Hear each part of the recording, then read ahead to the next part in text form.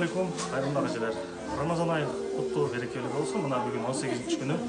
Dağında kayırımdılık iş-şaralары uyuşturuldu. Bugünkü жақсылықтарға себепкер болған Еркін Мәкен Бейбілесіне терең рахмет білдіреміз. Бүгін қонақта 55 киши Ағылан қоғамдық мекемесінен келген жана 23 азық-түлік басшылары менен куттуу берекелүү Рамазан айы барек болсун.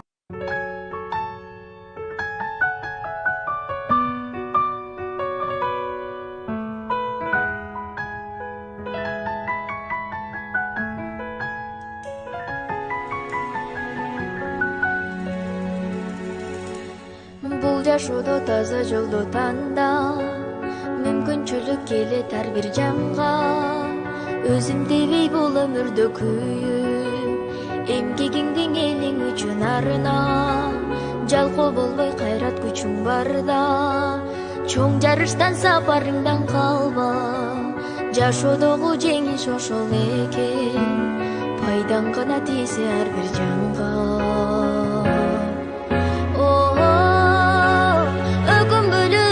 ishga qayra qo'r dunyoga berilib baylanma ating o'chmay yashab qo'limlarga boshlagan yo'lingdan istaymanba iz qoldirgan yurakda nur borda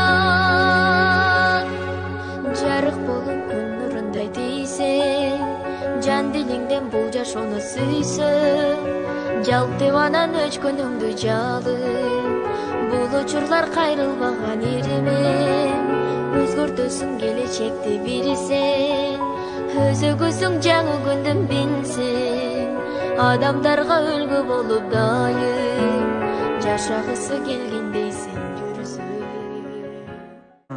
Assalamualaikum, kayırımlı ağacılar. Kutlu berekeli Ramazan ayının 18. gündeyiz. Bugün Versailles restoranında Yıldız özü bizim katılda turgan 30 үй-бүлөнө чакырып, автостопун жайып, оз ачуулушту берди. Yıldız Je'nin buyursa, Жараттан Аллах Таала оз ачууларына берген жакшылыктарына Аллах Таала кабыл кылсын. Рамазан айы мубарек болсун. Өкүн бөлүп өткөн ишке кайра